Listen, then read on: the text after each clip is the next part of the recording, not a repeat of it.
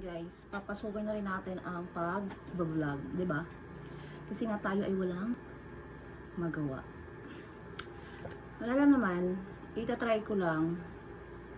So, ito yung nabili ko kanina. At binuksan ko pala kanina, I mean.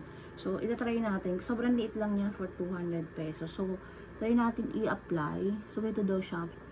Liquid foundation. So, medyo okay naman. Diba? Oh, ayan. Hindi ko alam, pero parang maganda nga siya. Diba? Oh, ayan. Maganda siya. Oh.